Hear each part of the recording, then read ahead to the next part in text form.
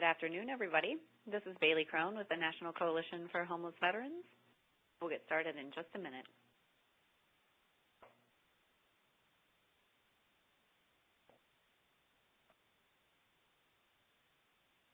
Just a couple of quick notes while people are logging in. Seeing lots of folks log in, so we're happy to have you here.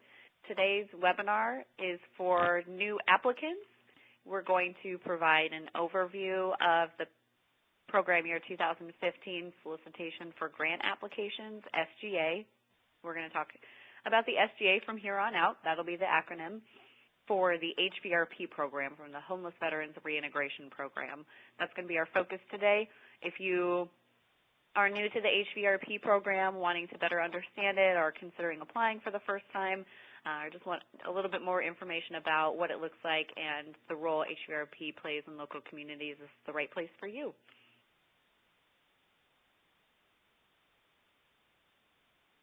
Just as a quick reminder, all of the information that we will present today is available through the SGA published on the DOL Vets website and associated documents. You can also find them on grants.gov. All the information here comes directly from those resources. We will be taking questions, and we will do our best to answer your questions based on the information we have available. If your questions are outside of the purview of that information, we will send it over to the grant officer for DOL Vets for additional clarification. We're going to spend about 60 minutes going over the SGA for HVRP, and we'll leave some time for Q&A both in the middle and at the end. So if you do have questions as we go, please feel free to ask those during the webinar, or you can ask those via email or through the survey that's going to come to you later on today. The webinar today is brought to you by the National Coalition for Homeless Veterans, National Veterans Technical Assistance Center. We are one of two partners working with the HVRP grantees, providing technical assistance and training under the DOL Vets HVRP program. As I mentioned, if you have questions as we go, you can submit those a couple of ways. You can type those right into the chat box. You'll see that on the right-hand side of your screen. You'll see a couple of tabs. You want to click on the one that looks like a little message arrow, or a little message bubble, and that will bring you to the chat room. You can type your questions right in there, and we will get to those as we go. If for some reason we can't get to all the questions, by the end of today's call, we will be pulling all of those questions with others we have received in the previous 3 webinars we've done on this topic and posting those up on the NCHV website. That's coming shortly. It should be available to you within the next couple of days. Got a question from Danielle. Will we get a copy of the webinar afterwards? That's a great question. I'm going to go ahead and put in the chat box for everyone to access a link to the website where you will be able to download these materials. You can go ahead and download the PDF of this presentation. If for some reason you're having any trouble in the webinar portion, you can download the PDF of the presentation right now. It's already available. The recording takes a couple of hours to upload, so we'll have the recording up and available to you within the next couple of days. On slide 4, you'll see our general agenda today. We're going to talk briefly about the HVRP program, what it is, what it means, what it does. Then we're going to talk a little bit about the application process itself, so who is eligible for service, who is eligible to apply, and what are some of the logistics for applying for this grant. Then we're going to dig into the application itself. What does the application need to contain? What are the important bits of information that you'll want to have in your application to be a successful applicant? And then we're going to talk about the application process. So once you pull all those materials together, you understand the program well, you have an idea of whether you're eligible and if you can serve the population to be served by the HVRP program, how do you actually go about submitting your application? That's going to be our main focus of today's call. We're not going to be able to go into every detail on the SGA. If you've read it or printed it out, it's about 70 pages, but we are going to go through some of the major highlights. Again, all of the information that we're presenting here is available through the SGA and the associated documents, so please be sure to review those in their entirety. It's your responsibility as an applicant to check back regularly to the DOL Vets website and to grants.gov to see if there have been any updates or amendments to the SGA or any changes that have been added, including additional documents. So please be sure you do that. If we do see changes that become available, we'll send that out to our network and let people know, but it is your responsibility as an applicant to be aware of that information.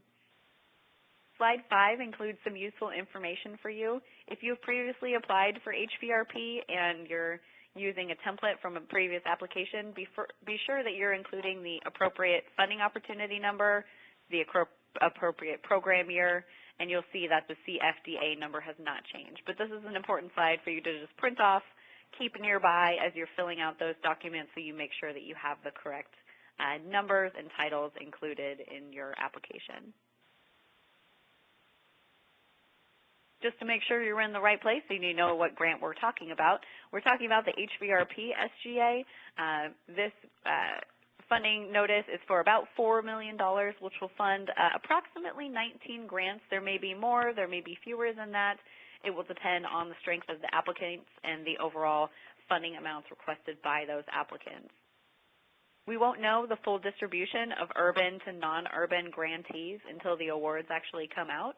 But if you're an applicant and you're trying to decide which category do I apply in, you should know that there are 2 categories for application for the HVRP program. There's urban and then there's non-urban.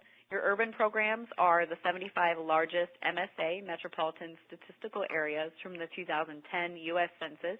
You can find that list as Appendix E in the associated documents with the HVRP SGA, both on the DOL Vets website and on grants.gov. If you fall into one of those 75 cities, you would be considered an urban applicant. If you fall outside of those 75, you would be considered non-urban. You'll see on slide 6 that there are funding restrictions for your application. If you're an urban applicant, you cannot apply for more than $300,000. If you're a non-urban applicant, you cannot apply for more than $200,000. Please be sure not to exceed those funding levels. If you submit an application that's above that funding level for the year, it's highly likely that your application will not be graded. If you are or you're partnering with a Native American tribal land organization providing services on either federally or other than federally recognized Native American tribal lands, you are encouraged to apply. You no longer have to be classified as a non-urban applicant. You can be either urban or non-urban to be serving that specific subpopulation. We'll get into eligibility in a minute. The performance period for HVRP might be a little bit different than some of the grants you're familiar with. Some focus on a federal fiscal year. For example, if your organization runs the SSVF program, that program starts in September. Well, actually ends in September, starts in October based on the federal fiscal year. The HVRP program runs on a July to June performance period. So the program year starts July 1 and ends July 30th. That means if you're looking at your timeline now, applicants will be due by the 12th, and there will be a period of review during which applicants will be selected and contacted. Once you're contacted, you'll be expected to begin program activities on July 1. So the very first day of your grant award, you need to be ready to go, and that's something that you'll want to showcase if you have that ability to get started right away. The program does require 3/4 of follow-up with HVRP participants, so veterans who are homeless who are enrolled in your program, you will need to follow up with them for 3/4. That means your program year ends June 30th. Your follow-up continues through March 31st of 2017. This year, the HVRP SGA outlines that this is a 1-year grant. So you would start July 1st, 2015. You would finish June 30th, 2016. You would do follow-up through March 31st, 2017. And only if funding is available and your organization has satisfactory performance with the grant would you be eligible for an option year. In previous years, the HVRP SGA has given a specific number for the option years that are available. This year's SGA does not do that. It just says that it's a 1-year grant with option years available depending on funding availability and satisfactory performance. So now that you've learned a little bit about what the funding notice is and you've decided, okay, I am in the right place, this is the training that I wanted to listen to, but what exactly is this program? Let's talk a little bit about HVRP and what it is and what role it plays within the community of services assisting veterans who are homeless. On slide 9, you'll see some information and some screenshots from the new DOL Vets website that was recently launched. There are several great resources here for you, including the 2015 SGA and the appendices that are available to support that SGA. Be sure to go and take a look at those resources, have them at the ready as you're developing your application. The HVRP program is the only federal program that is focused exclusively on employing veterans who are homeless. It's a community-led program, which means the funds come from DOL Vets, are put into community agencies to provide services to connect veterans to employment. The program has two main objectives, which you'll see here on slide 10. The first goal is to provide services to assist in reintegrating homeless veterans into meaningful employment within the labor force. So making that connection between a veteran who is homeless and the labor force through competitive employment. The second objective is to stimulate the development of effective service delivery systems to address the complex problems facing homeless veterans. So you're connecting the veteran to competitive employment opportunities within the local community, but you're also working with the wider service delivery system so that the veterans' barriers are addressed as you're working toward competitive employment. You're helping them increase their job readiness. You want to think of how your program fits into your local area's effort to end veteran homelessness, as well as the state and the national efforts to end veteran homelessness. 2015 is a very big year in our movement as we push to end veteran homelessness by the end of 2015. So you'll want to address how you fit into those initiatives at the local, state, and national level. If you're not sure if HVRP is a right fit for you, slide 11 gives you some information on what you can be thinking about as you're developing your application and thinking through your services. The Can You list gives some of the major components of a successful HVRP program.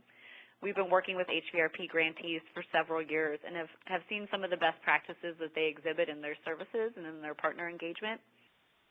These are some of the pieces that are required in the SGA, but also that are essential to success in the program. Do you not only connect veterans to training, but do you also make sure that the training that they're connected to is going to help improve their market skills so that they can obtain competitive employment? Do you help them with that job placement process? Does your organization have experience and an interest in helping veterans obtain employment and retain that employment? When you're working in employment services, do you, within your organization or through your partner organizations, provide counseling and mentoring services? Do you know your community very well so that your agency is able to connect veterans to the supportive services that will remove some of their barriers to employment? Do you work closely with several partners within your community? So not just community agencies serving people who are homeless, but also veteran service organizations, your American Job Center, possibly your local interagency council on homelessness, and other federal grantees that are focused on efforts to end veteran homelessness.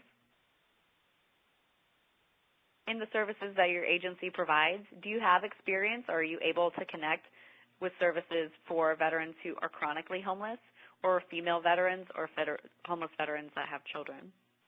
These are some of the questions that you can ask as you're developing your application and thinking through whether this is the right program for you to seek.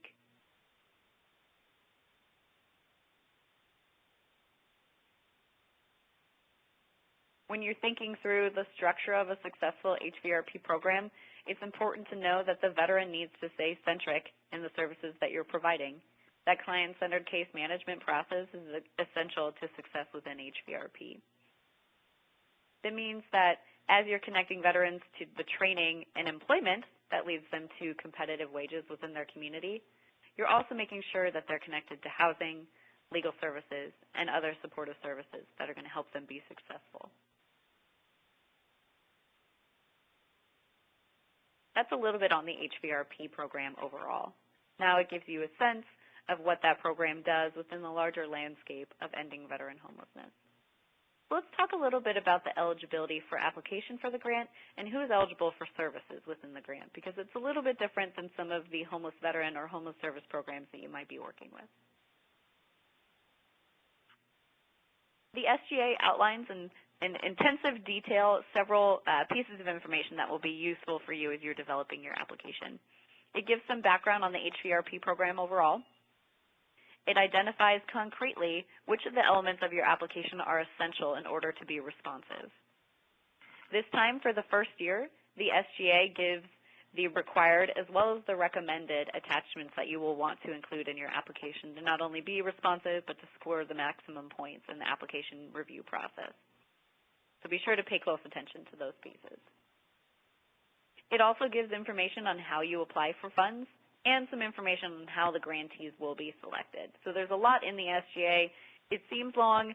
I encourage you to still read it. You do need to review that in the associated documents to make sure that you're very familiar with all the requirements for this program.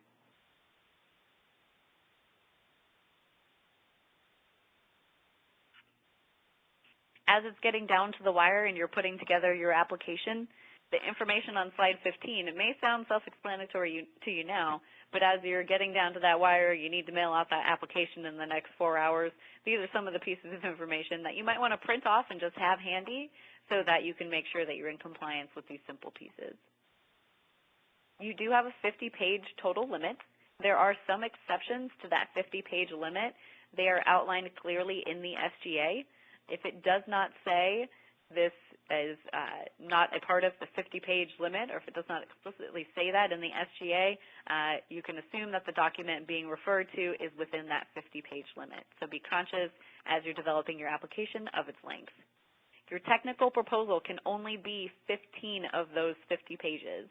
So your technical proposal is 15 of your total 50 page limit. The SGA gives a little bit more information on the formatting of your pages, and this is the piece that you'll want to be conscious of. So as you're putting together all of your application documents, that they're set up in the right form. You want to be sure you're using Times New Roman font, double-spaced, size 12. You want to have 1-inch margins on all 4 sides of your page. If you're submitting through grants.gov, or if you're submitting in hard copy and you'll be submitting a CD, which you're required to do, you want to make sure that you save your files in one of these formats listed here. You have a couple additional formats, a few more than you had in previous years, but do know that the grant reviewers will do everything possible to open up your documents, but if they try it a couple of times and it doesn't open, they will simply not review that document. If it was one of the required documents, your application will not be reviewed. So when you're going through and saving your documents, double, triple, quadruple check to make sure all of your files open, whether you're submitting through grants.gov or you're submitting in hard copy, make sure that all of those files do open.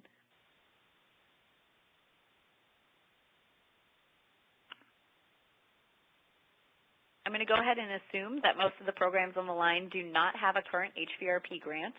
So let's talk a little bit about the number of application restrictions for your application if you do not currently have an HVRP grant. If you are eligible to apply, but you submit 2 copies, so say you submit one online and you send a hard copy, you do need to send a letter with that hard copy letting the reviewers know which one to review. If you do not send a letter, they're going to go ahead and review the copy that's submitted through grants.gov. So if you do send a hard copy and an online submission, be sure that you send a letter with your hard copy application letting the review panel know which application they should review. If you're submitting your application online through grants.gov and you submit multiple submissions, know that they're only going to look at the most recent application. But if that most recent application is rejected or disqualified for whatever reason, it will not be replaced with an earlier version, even if both were submitted. So be sure that you are submitting only one online and that your final submission is your correct one. And if you do accidentally or if you do need to submit both online and in hard copy, that you keep that letter attached to your hard copy so they know which one to review.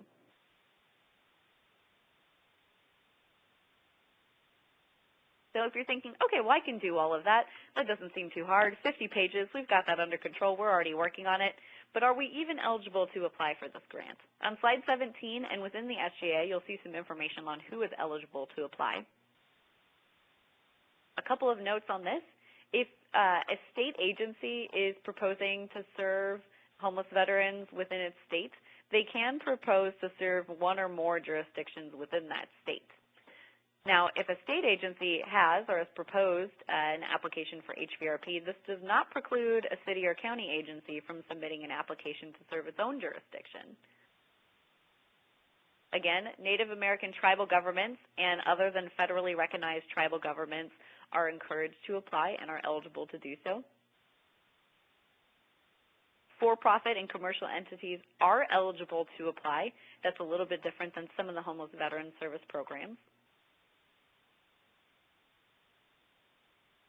If you are a nonprofit incorporated under IRS Code Section 501c4, you are not eligible to apply for HVRP.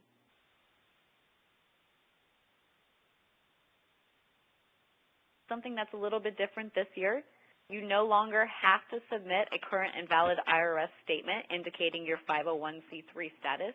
Now, that doesn't mean you shouldn't. If you have space, you can go ahead and include that documentation, but it's no longer required that you include that in your application.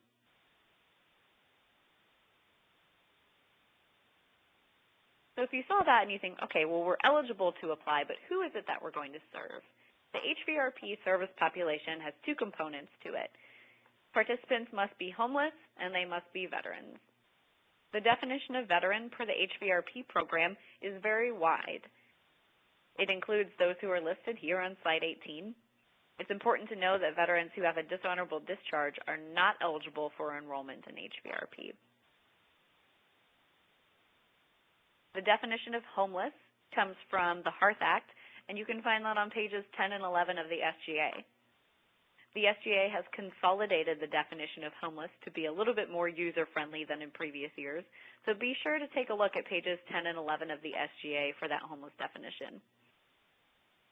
For organizations that have experience with rapid rehousing, or SSVF in particular, you might want to take note that included in the homeless definition for HVRP is those individuals who will imminently lose their housing, can identify no subsequent residence, and lack the resources or support networks needed to obtain other permanent housing.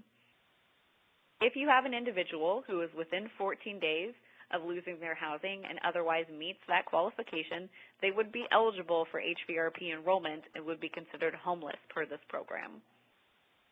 I know that same individual might be considered a prevention case within SSVF, but according to HVRP, within that 14-day window, if they're going to lose their housing, have no subsequent residence, and do not have the resources or support to obtain other permanent housing, they are eligible for enrollment in HVRP. The next couple of slides give you some useful definitions that you should know as you're putting together your application, especially because the SGA does include an emphasis on serving veterans who are chronically homeless.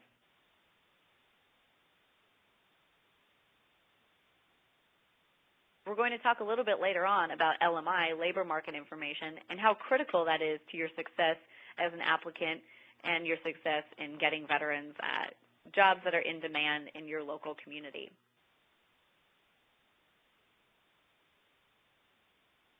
Let's take a look at the application itself and some of the core components. In this section, we're going to talk about the structure of the application that you will be submitting, as well as some of the key items that you'll want to include. Again, we cannot go over every small component of your application and what's in the SGA, so be sure to refer back to the SGA and associated documents for more information. We will give you some of the highlights that are important for you to know as you're developing that application.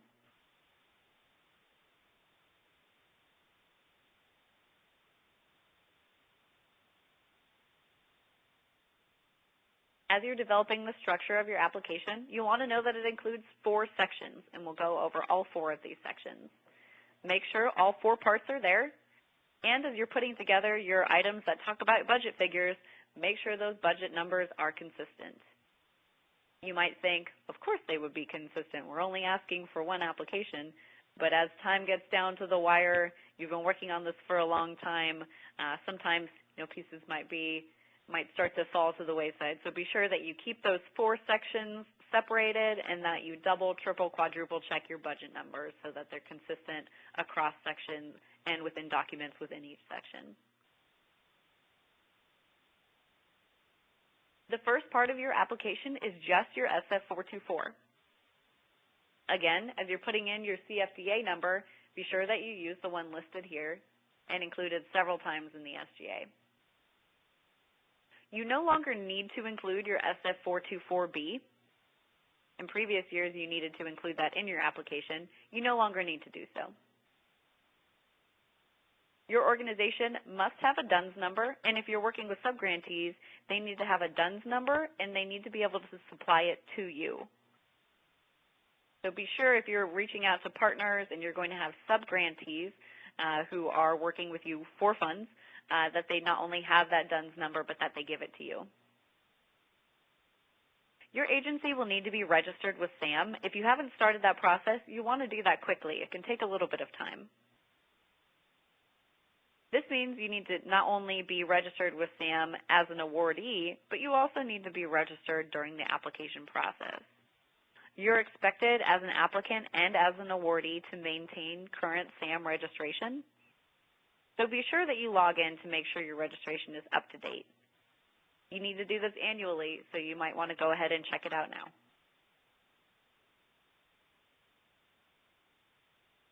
The second component of your application is your project budget. There are essentially 2 components to this. The first part is your SF424A, your budget information form. Your second part is your budget narrative. Your budget narrative is where you can discuss your leverage funds, and we'll get into that in a minute. Your SF424A should include the exact same numbers that were in your SF424 in Part 1 of your application.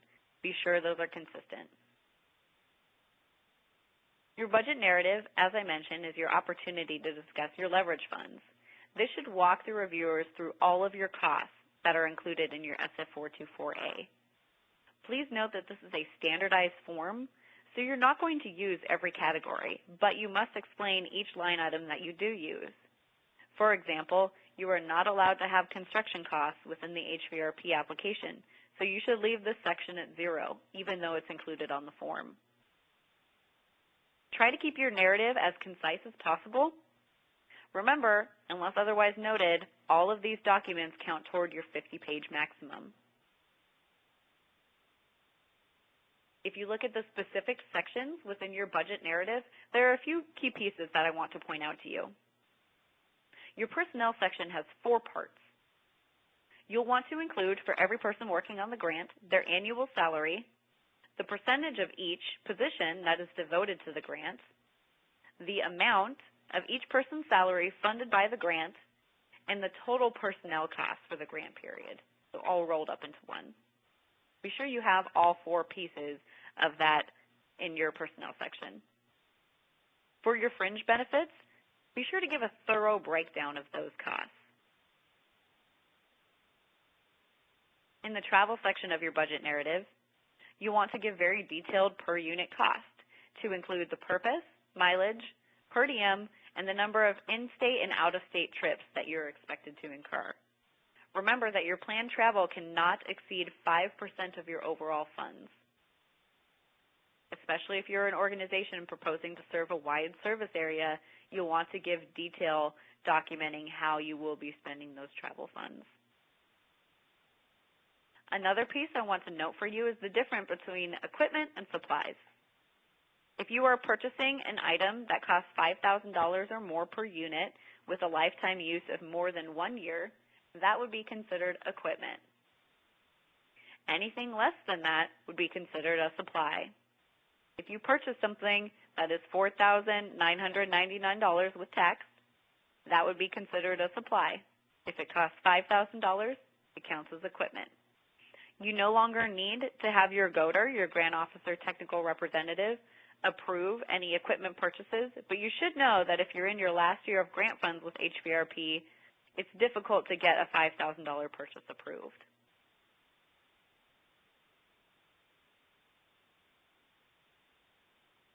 Those are the first two sections, and those are your budget-heavy sections of your application.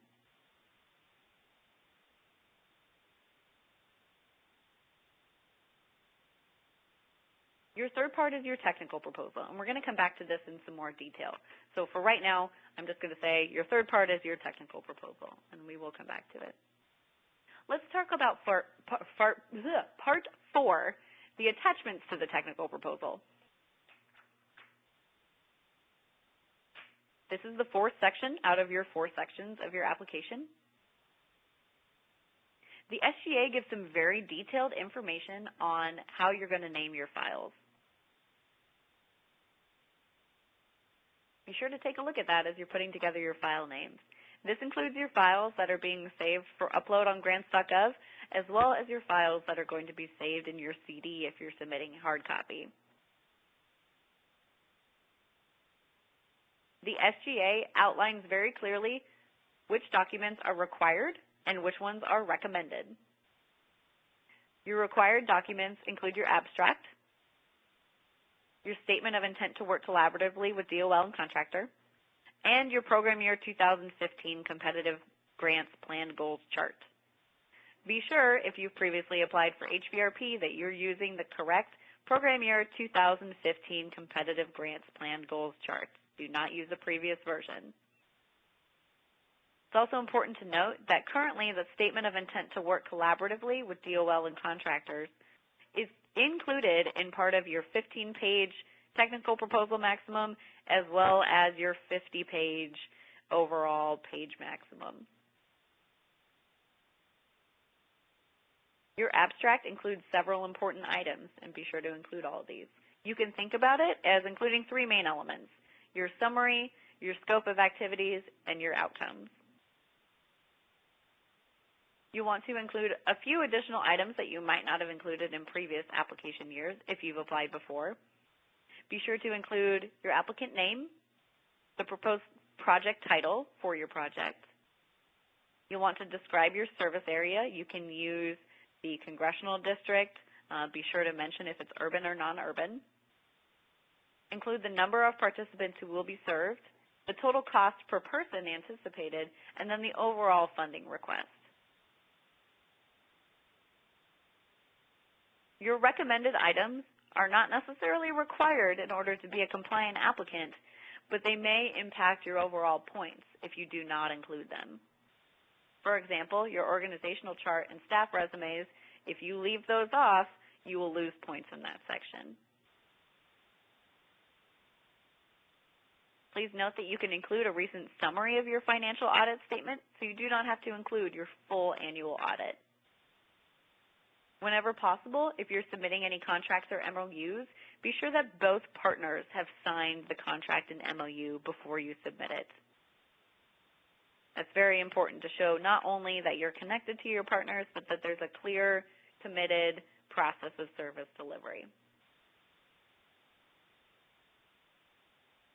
I saw a couple of questions come in. If you have questions, go ahead and type them in the chat box on the right-hand side of your screen, and we'll get to those as we go.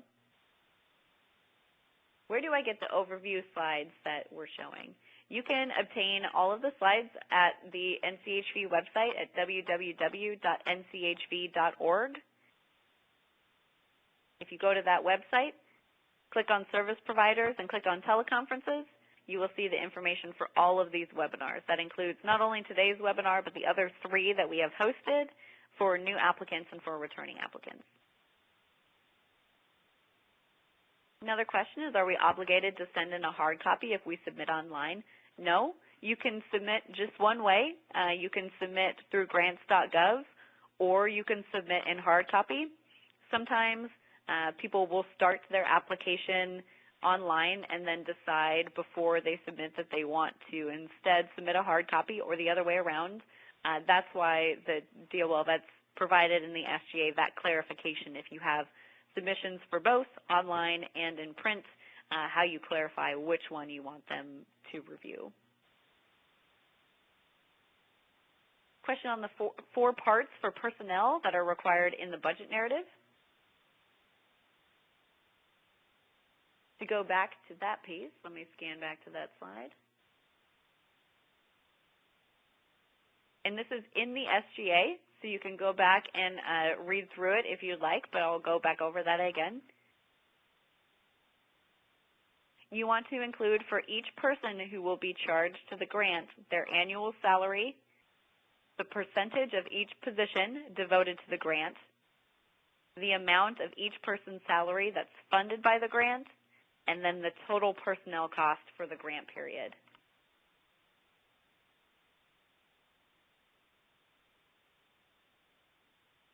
The question from Parrish, can you elaborate more on the definition of a qualifying veteran for HVRP?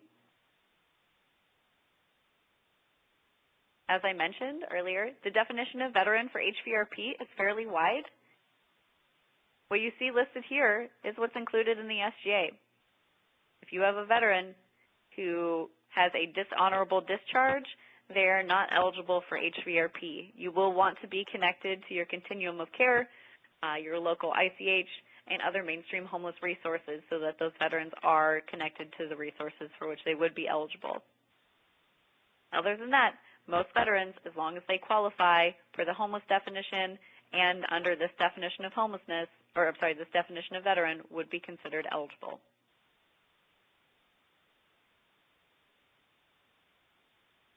I have a couple more questions that I see on there that I actually am going to cover in the next section, so we're going to hold off on those for the moment.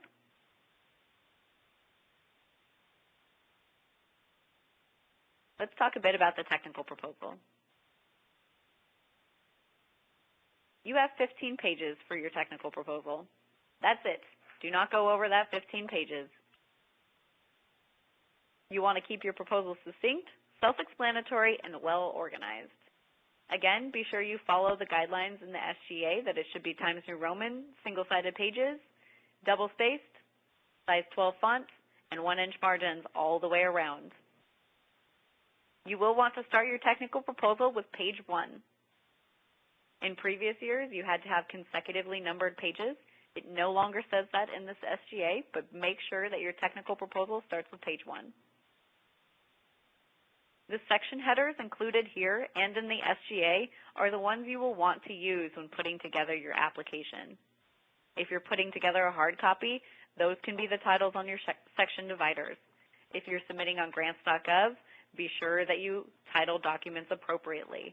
And in your technical proposal, be sure that these are your major subheadings.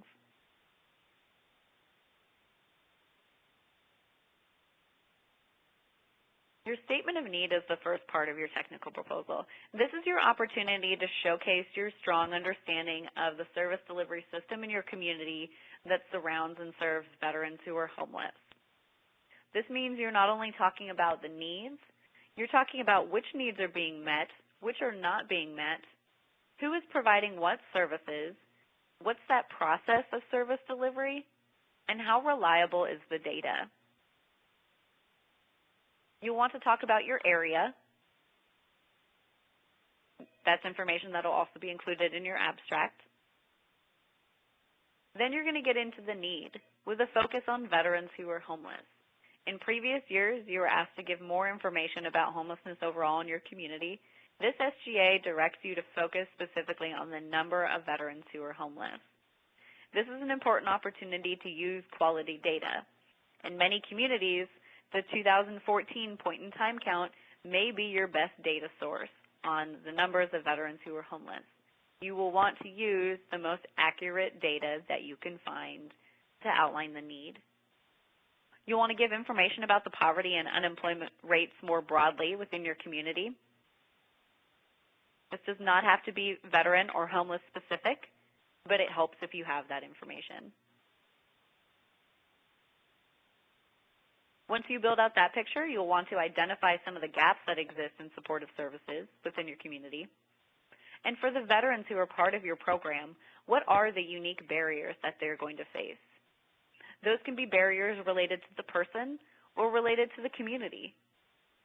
You might talk about how many of the veterans who are homeless in your community have significant legal histories.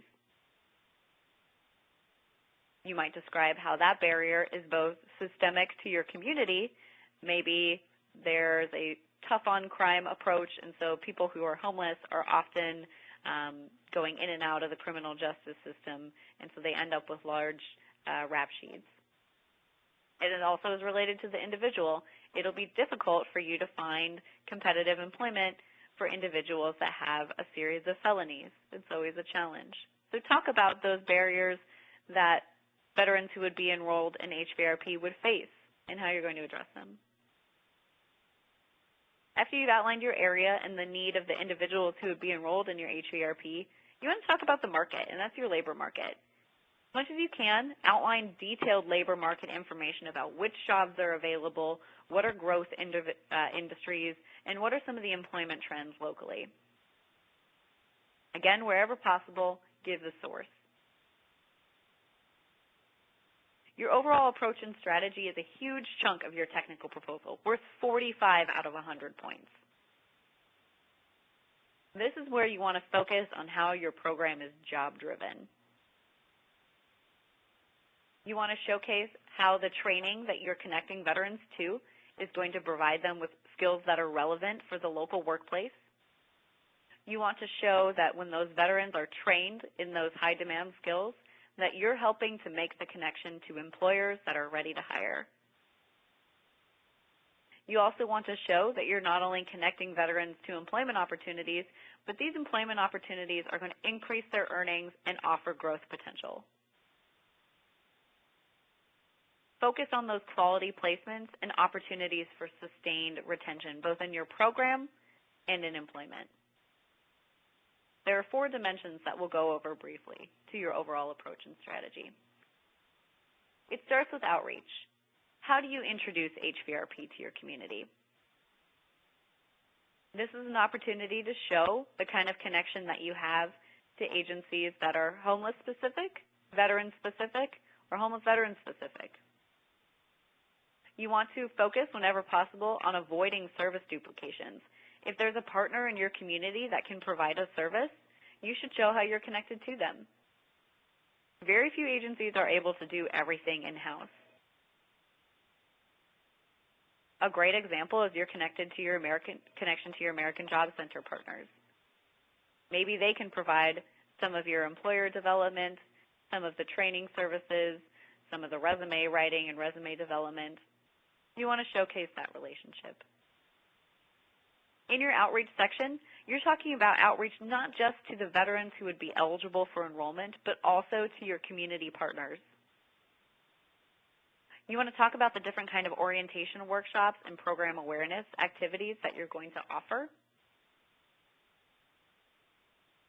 This means you're going to engage in provider meetings, go to seminars, participate in conferences to talk about your HVRP program. Focus on impact, productivity over activity in this section. Think broadly about who you're going to connect to. You'll want to talk to the usual partners, soup kitchens, homeless shelters, but also think more broadly. Maybe you're going to engage with local community colleges. Maybe you're working with elementary schools and principals associations so that you can ensure that veterans who would otherwise fall through the cracks and would not be connected to homeless services are getting connected to your HVRP program. This is your opportunity to develop formal MOUs or agreements. Again, a strong MOU is signed by both parties. The SGA gives clear outline of the important partners that you have to connect to within your community in order to be a successful applicant. You are encouraged to apply for stand-down funding and use this as an outreach tool to engage veterans who are homeless in your community as well as your community partners. Stand-down funding is a separate funding application. If you're interested in learning more about stand-down funding, we will be hosting training webinars on stand-down funding in the coming months, so you can learn more about applying for that support.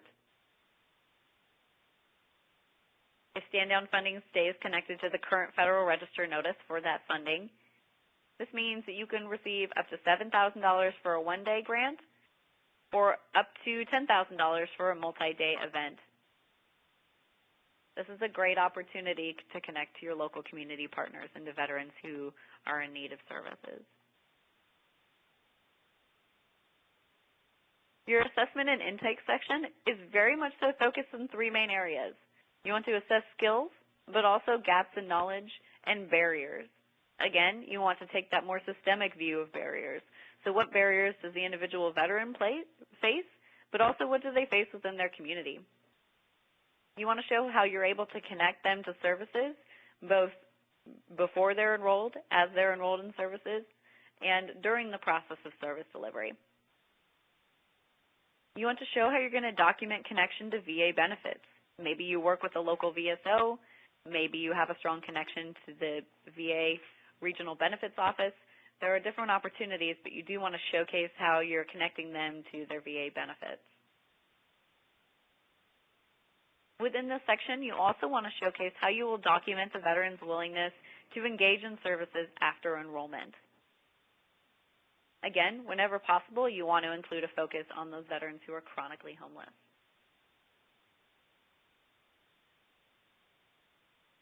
Your third dimension, job-driven training and employment services, is a huge chunk of your overall application.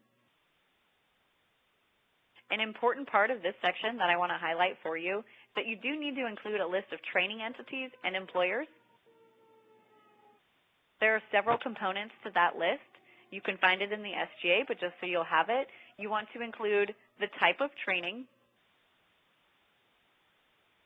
When you're outlining that training, you want to talk about how it actually relates to in-demand jobs. You want to include the length of the training. The HVRP program runs for 12 months, so any training programs would need to be shorter than that 12-month period in order to be successful for your HVRP. You want to talk a little bit about the curriculum and how it's going to help veterans who go through it improve their employment prospects. You also want to talk about how for every veteran who's enrolled in your program, you're going to help them develop an individualized employment plan. Keep in mind that 80% of the veterans who are enrolled in your program must go through training. We do have several resources that are available publicly for free on job-driven training and how it connects to HVRP. We encourage you to take a look at those if you want to learn more about how you integrate job-driven employment and training principles into the work that you do. A quick note on your follow-up services, that's your fourth dimension. Just a reminder that you do need to conduct follow-up for 3 quarters after placement. Some organizations use very creative approaches and incentives for follow-up. Maybe they have an alumni association, maybe a Facebook group. Maybe they've worked with a local community partner that can make food once a week or once a month, and they bring everyone together so they could talk about what they're experiencing out in the workplace. There are creative ways to conduct follow-up services. You can look at the NCHV HVRP Best Practices document for several examples of successful follow-up services that programs use. A couple more sections of your technical proposal. Your quality of linkages section will include a discussion of several partners that you've probably already mentioned. Be sure to still talk about them here to showcase how your organization is connected within your local community. You want to show that holistic approach to services, and the community linkages you have make that clear connection to how they help veterans increase their job readiness. The SGA specifically outlines some partners that you have to have. You do need to be connected to your VA Healthcare for Homeless Veterans outreach coordinators, as well as local SSVF programs. The SGA says you must register as an employment network under Ticket to Work. I did get a good question on that. Do we have to be a Ticket to Work or EN individual if we are an EN via state DBR? Is that sufficient? That's a great question. The SGA does not specify in that much detail. It just says that you must register as an EN under Ticket to Work. So I will submit that to DOL Vets for additional clarification. Something new in this section is the connection to legal services. If you look at the challenge report, CHALENG, put out by VA every year, which is a documentation of the major met and unmet needs of homeless veterans accessing VA homeless services, you'll see that a large majority of those unmet needs are related to legal services. It's crucial for veterans who are aiming to reintegrate into their communities and reconnect to the world of work to receive legal services that can remove those barriers to entry. When you're developing your quality of linkages section, you want to include a local area network of service providers list. So you're giving the agency's name and the services they're providing, but you're also giving the source of their funding for those specific services, and you want to outline in detail what the referral mechanism looks like. So how is a veteran who comes in your door getting connected rapidly to that other service, and vice versa? Whenever possible, you want to talk about how your organization is involved heavily in your local effort to end veteran homelessness and in the national effort to end veteran homelessness. Show that you're at the planning table, making sure that employment services are at the forefront in helping veterans not only obtain housing, but maintain that stability. Your organizational capacity and experience section is worth up to 15 points out of your 100-point total. You can think of it as having two main sections, your staff layer and then your organizational layer. In your staff section, you want to show how the individuals who are part of your HVRP program have the experience, the history, the knowledge, and the capabilities to be successful in that role. If you already have staff in place, which means you'll be able to start up day one, showcase that. If you'll need to hire people, be sure that's clear in your application. The next couple of slides give guidance on what kind of past performance information you need to include. If you have previously operated an HVRP grant, you'll want to include the most recent fourth quarter cumulative quarterly TPR, TPN, and associated planned goal spreadsheet. That means a full year of cumulative data from your most recently completed full program year.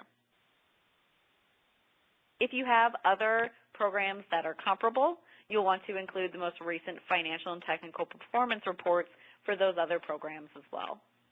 If you have not operated HVRP before, don't worry, you're still eligible to apply. If you have operated similar grants, either in structure or in focus, you'll want to also include a cumulative final year-end performance and financial report related to those programs. Whenever possible, you want to showcase how the outcomes that you tracked and monitored and delivered upon in your comparable grant, how those cross against the HVRP program. So if you had provided services to individuals who were homeless, you'll want to showcase some of your outcome and process goals that you tracked from that grant, because there is direct applicability to what you would be doing with HVRP. Make it specific. Give the numbers. Your housing strategy is the last section of your technical proposal. This needs to be more comprehensive than we will enroll 100 individuals and there will be 100 housing units available. You need to show that there's not only a full spectrum of housing resources available, but that you're helping veterans progress based on their need. If you're involved in your coordinated intake or coordinated access process in your local community, this would be a good opportunity to show how veterans who come into your HVRP are rapidly connected to the housing resources that meet their needs. This means you'll have to show connection to both permanent supportive housing and affordable housing resources. Just a reminder that veterans who were leased up with HUD-VASH are not eligible for enrollment in HVRP. Take a look at the SGA for clarification. An individual who is no longer homeless is currently not eligible for enrollment in the program.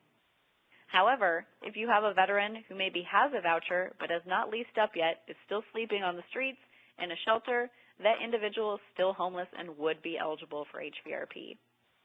You cannot use any of your HVRP funds for housing.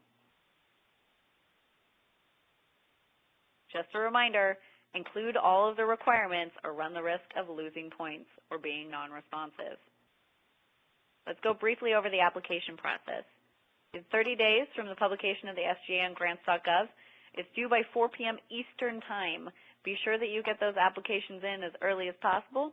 You could submit electronically or by hard copy. Do not email, telegram, or fax your application. You can only do hard copy, mail, or hand delivery, and that includes your overnight delivery service or electronically through grants.gov. All of the information listed here is in your SGA, but just a couple pieces to note. If you are submitting by mail, have your original, which is signed, have one copy, and have a CD.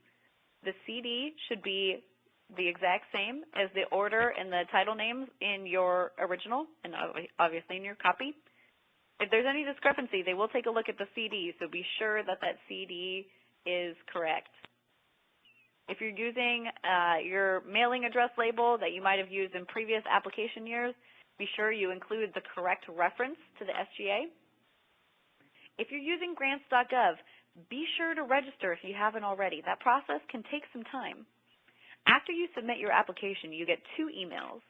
Almost immediately, you get a receipt email, which basically says, we acknowledge your submission, and it gives you a tracking number. That comes almost immediately. And that one you have to receive before 4 p.m. Eastern. Then later, you'll get a second email, and this one can sometimes take up to 2 days, maybe a little bit more, maybe a little less, and that confirms or rejects your application. That doesn't mean you're awarded funds. It just means that it goes through the process to go to review. If you submit your application before 4 p.m., you get the first email. 4 p.m. comes and goes. Then you get that second email rejecting your application due to errors. You cannot go in and address those errors. It's too late at that point. So if possible, try to submit your application with enough time to get that first email and the second email in case there are errors.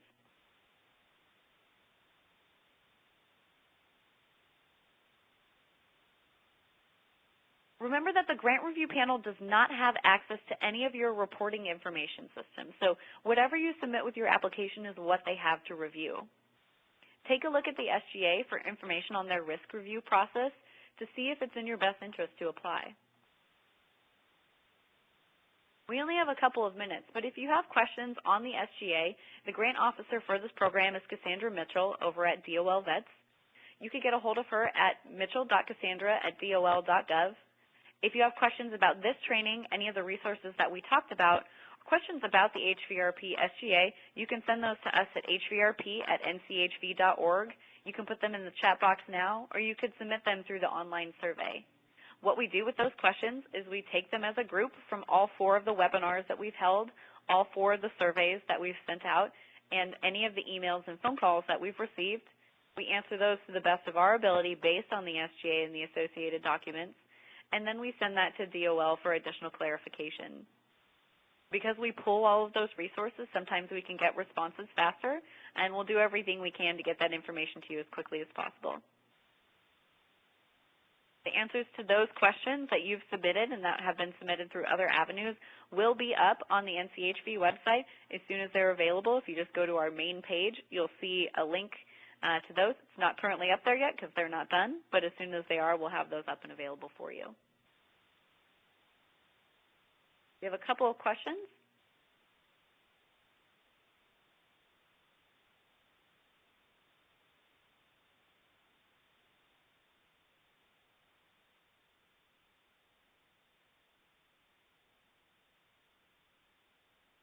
So HVRP can only help if they are homeless. If they are in HUD-VASH through the VA and housed by the program, can they obtain assistance through this program since they were chronically homeless? That's a good question. An individual who is leased up with HUD-VASH, living in a housing unit, is currently housed. Therefore, they are no longer eligible for enrollment in HVRP, even if they were chronically homeless. Be sure to take a close look at the definition of homelessness that's outlined in the SGA. I think it was on pages 10 through 12 for the definition of who qualifies as homeless in order to be eligible for this program. So in that case, if you had a veteran who was chronically homeless, who is currently living in an apartment with a HUD-VASH voucher, they would likely not be eligible for enrollment in HVRP.